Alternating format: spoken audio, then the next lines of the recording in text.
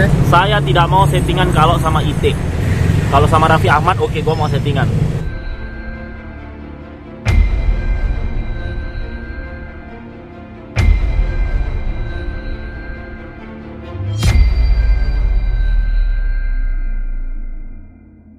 Sama Lucinta Luna gue hajar sebagai settingan. Siapa lagi? Siapa artisnya top? Om Bunda Inul ya. Sama DP gue mau settingan. Sama IT lah, emang dia siapa? Kagak mau gue. Kenapa nggak mau? Karena emang Ya karena bukan artis juga. Gue maunya sesama artis, ya kan? Kak, tapi sempet sampai viral itu awalnya Kakak memang udah tahu ada IT di Polres atau seperti apa sih, Kak? Kan dia itu update status di Instagram. Hari Jumat mau laporin gue nih kan. Nah, terus ada yang ngetik-ngetik ke gue. Nah, gue cari nih, oh ternyata hari Jumat dia mau laporin gue kan. Terus ada rekan satu media cewek WhatsApp nama gue tuh. Dia nggak ngasih tahu kapan IT ngangkat ini, ngangkat surat laporan, kapan IT. Kalau IT ke polisi saya udah tahu kan, Jumat. Karena waktu di Uya itu dia bilang dia mau ngelaporin saya jam 2 siang. Nah, jadi saya buat siasat, oh ini harus gue kerjain nih. Tadinya gue malas nanggapin, tapi karena ini gue mainin aja nih, oh gue hajar lu, gue buktiin kan, Raja Bangsawan, siapa gue gitu. kan gue membuktikan kan, karena netizen bilang gue panik ketar-ketir ya kan. Akhirnya gue, lihat lu netizen ya, gue buktiin semua, udah gue labrak aja langsung di situ. Itu untung ya mas-mas, itu di kantor instansi. Coba bayangkan kalau itu bukan di kantor polisi, apa lo? Hah? Mau gue makan lo? Pansos lo? Kalau nggak gara-gara gue sama Nikita Mirjani nggak masuk TV lo? Gue gituin, tapi karena ada polisi kan, jadi agak saya redam gitu kemarin. Iya, tapi netizen sendiri sempat bilang kalau Kakak terlihat takut karena kepanikan Kakak di saat menyerang IT. Justru karena di situ kantor polisi, jadi saya harus kontrol emosi. Tapi bener nggak sih saya panik sama takut kalau saya sampai ngelabrak di situ, mas? Kalau saya takut, nggak mungkin saya datengin kan, mas? seperti apa sih alasannya untuk tiba-tiba datang ke sini, datang ke Polres? Ya gue nggak terima aja mas, gue nggak terima. Pertama netizen bilang gue panik, ketar-ketir, terus gue nggak terima dilaporin. Padahal urusan gue sama Rizky, kenapa ini nongol? Banyak banget orang yang nongol ketika saya tidak membuat narasi untuk mereka. Maksud gue gini loh mas, ketika kalau misalnya kita ya public figure, kalau kita lagi live kan banyak netizen, banyak pertanyaan, nggak mempertanyakan Rizky juga, nggak mempertanyakan Lesti secara global kan. Ya gue jawabnya secara global, jadi jangan sampai orang-orang yang tidak gue sebut, yang tidak gue singgung seperti menjelaskan diri sendiri. Berarti kalau menjelaskan diri sendiri apa namanya? Nebak ya. Mending diem. Kecuali kalau saya memang langsung, ini si A, ini fotonya, ini gitu kan.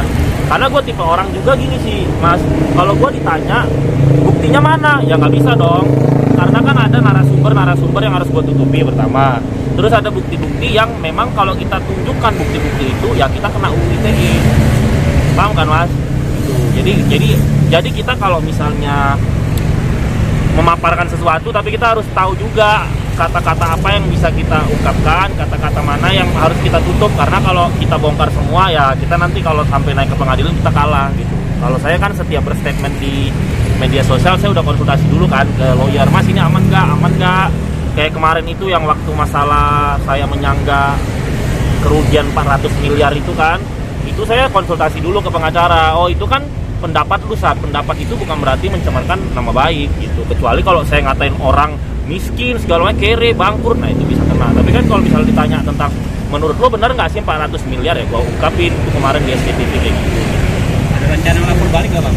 Iya, tapi buktinya kalau lapor balik itu bisa, namanya laporan palsu kan. Ya. Tapi buktinya kuat itu kalau nanti udah dibuktikan tidak bersalah. Jadi ini ada dua mas. Kalau sampai naik ke pengadilan, kemudian saya bisa membuktikan kalau saya tidak ada menyerang IT, berarti ketok palunya nanti saya nggak bersalah dong.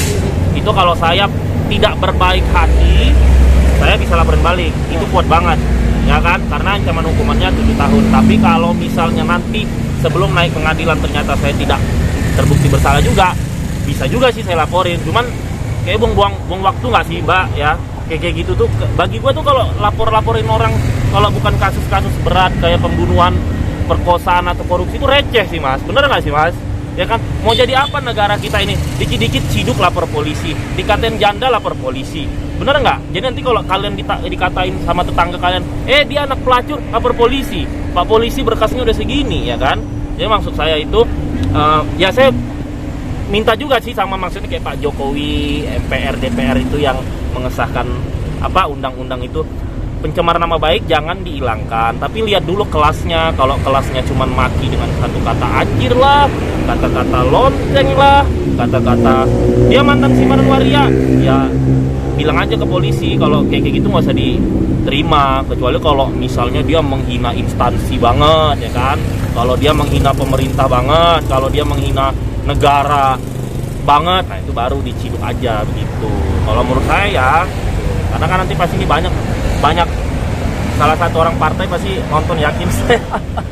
Tapi apa sih Kak yang akhirnya bikin Kakak terlintas sampai Kakak menyebut bahwa Kakak punya mata-mata orang media? Memang orang media, nanti saya kasih tahu Mbak. Satu orang cewek sih.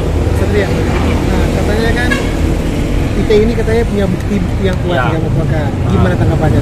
Ya nggak apa-apa, punya bukti, tapi buktinya apa dulu? Kan memang saya ada menyebutkan nama Rizky Bilar, ada menyebutkan nama Lesti, ada. Tapi konteks pada saat saya menyebutkan mereka itu mengandung penghinaan pencemaran nama baik nggak, ya kan? Terus saya ada menghina IT nggak gitu. Jadi memang kalau dibilang saya menyebutkan nama Rizky Bilar memang ada, tapi konteksnya apa dulu gitu kan? Terus sempat juga bilang yang istilahnya tuh kiris laku Nah, Nah, kata itu kalau dikata menurut beliau katanya jika itu di ahli bahasa katanya tidak kena seperti itu. Ya, itu kan asumsinya dia. Ya. Kalau saya datang ke ahli bahasa saya juga, kalau dicari di kamus kan nggak ada. Lagi pula kalau yang itu tuh nggak usah dibahas lagi sama dia. Kenapa? Karena bulan 2 waktu saya diwawancara Mbak Juni sama Mas dari Selebgram, itu saya udah klarifikasi semua kalau itu bukan buat si RB yang secara nggak langsung itu udah membersihkan nama RB, ya kan? Jadi nggak ada alasan lagi gitu. Tapi siap nggak Mas, misalkan nanti dipanggil penyidik atau proses dia perjalanan hukum nanti siap? Ya, bulan depan saya datang ke polisi. Karena nanti saya udah 5 kali kan laporan begini, ini ke 6 kali. Biasa prosedurnya itu nanti mereka dulu kan, Bang Iti dulu, terus si siapa itu, nenek-nenek kemarin itu, nah itu, terus saksinya 2 minggu per orang, baru nanti saya. Jadi hitungan saya sebulan 2 bulan lah. Jadi dua-duanya ingin diperkarakan ya, Bang Ide dengan yang kemarin? Kenapa? Dua-duanya diperkarakan? Dari saya? Iya. Iya, tapi kalau yang kuat itu kayaknya yang pelapor deh. Karena kalau saksi palsu cuma 4 tahun. Ya, kalau Kemarin juga katakan ada informasi nih, katakan dirimu kan pengen datang ke kediamannya Bang Ide. Dia tunggu sampai malam katakan Iya. datang. Gua ke Kalibata, gua ke Kalibata, gua cari, nggak tahu batu orang mana. Cuman sekarang gini aja sih, sekarang tuh asiknya gini Mas, ini kan udah terlanjur nih kan. Kalau saya ketemu 4 mata mati kayaknya nggak asik, nggak ada saksi, bener kan? Sekarang ya udah kita perang di media aja sampai kapan ini turun, bener nggak Mas? Ya kan? Dia dengan statementnya dia, saya dengan statementnya saya. Simple. Satria, jika diundang lagi di podcast lagi, ketemu lagi berani nggak? Kamis Gimana Kak? di Rasis Infotainment, Oh, ketemu lagi? ketemu lagi. Dua itu. Iya. Nah Kak, kan dari pertemuan itu dianggapnya Kak kayak seperti settingan gitu Iya, ya Kak. Kakak sendiri menanggapinya seperti apa sih? Ya, I don't care kalau misalnya netizen ngomongnya kayak gitu. Sekarang gini aja sih, kalau masyarakat nilainya ini settingan, seperti settingan. Tapi kalau saya justru yang mengalami, ini saya bukan menyeting ini settingan, tapi saya menyeting ingin mendengar lawan dari mulut saya, mulut dari lawan saya itu apa gitu, dan disaksikan semua orang. Jadi nanti salah juga netizennya kalau nanti kita ngomongnya cuma 4 mata berantem, gak ada saksi, nggak ketahuan juga mana lu berani sama si IT segala macam. Benar kan Mas? Ini sekarang saya perang media katanya settingan, serba salah juga kan Pak, jadi mainin aja gitu. Kak ngerasa ini juga nggak sih menyita waktu Kakak dengan kasus seperti ini gitu, laporan? Tepat tepat bukan ke laporan doang, dari wartawan juga. Jadi ngerasa terganggu juga nggak menyita? Ya ternyata gini ya, kalau kita lagi viral itu kita kayak nggak punya waktu sendiri aja. Jadi ini tepat tanggal 1, saya ingat banget tanggal 29 Mbak Juni ngabarin saya minta wawancara di rumah. Ya udah, ini udah tanggal 1 kan, jadi tepat tanggal 30 hari saya dikejar-kejar media. Ya karena saya menghormati rekan-rekan media, nggak apa-apa lah ya kan. Kalian juga dikejar deadline kan dari produser. Jadi saya kasih aja, intinya ketika kalian bertanya, saya akan jawab setahu saya. Yang saya nggak tahu, saya nggak jawab. Gitu. Jadi kalau dibilang repot, saya sampai nggak punya waktu. Main HP di rumah aja nggak punya waktu. HP rumah tidur.